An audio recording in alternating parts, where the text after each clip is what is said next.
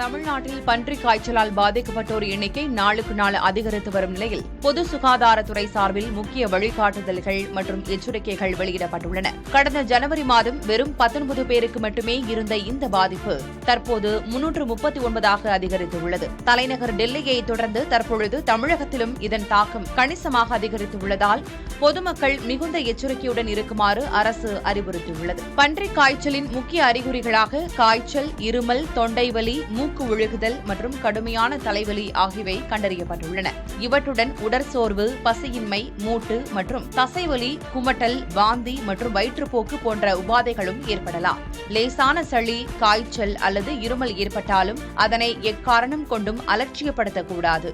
அறிகுறிகள் தென்பட்ட உடனேயே உரிய பரிசோதனைகளை மேற்கொள்வது அவசியம். பொதுமக்கள் எக்காரணம் கொண்டும் சுய மருத்துவத்தை தவிர்க்க வேண்டும் என அரசு கடுமையான எச்சரிக்கை விடுத்துள்ளது. ஏனெனில் இது நோயின் தாக்கத்தை மேலும் தீவிரப்படுத்த வாய்ப்புள்ளது.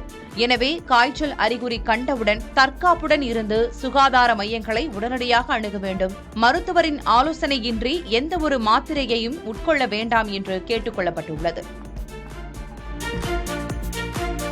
பன்றிக் காய்ச்சல் குறித்து யாரும் அச்சம் கொள்ள தேவையில்லை. நிலைமையை அரசு கண்காணித்து வருவதாக அமைச்சர் அருண்ராஜ் தெரிவித்துள்ளார்.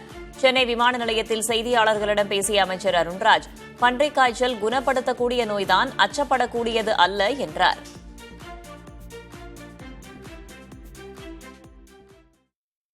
மருத்துவமனைக்கு அறுவை சிகிச்சைக்காக வர பேஷண்ட்ஸ், அப்புறம் காய்ச்சல் இருக்கிற கொஞ்சம் வயதானவர்கள் அந்த மாதிரி இருக்கிறவங்க நம்ம அதிகமாக டெஸ்ட் பண்றதுனால இது இருக்கு. இது ஒன்றும் அச்சப்பட தேவையில்லை.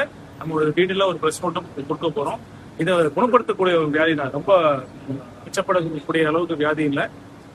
வயசானவர்கள், ஏற்கனவே உடல் உபாதைகள் இருக்கிறவங்களுக்கு தான் அது கொஞ்சம் அச்சப்படணும். மற்றபடி நமக்கான தேவையான மருந்துகள் நம்மகிட்ட கைவசம். டேமிஃப்ளூங்கிற மாத்திரைலாம் நம்ம போதிய அளவில் இருக்கு. நம்ம அரசு தொடர்ந்து கண்காணிச்சுட்டு தான் இருக்கோம்.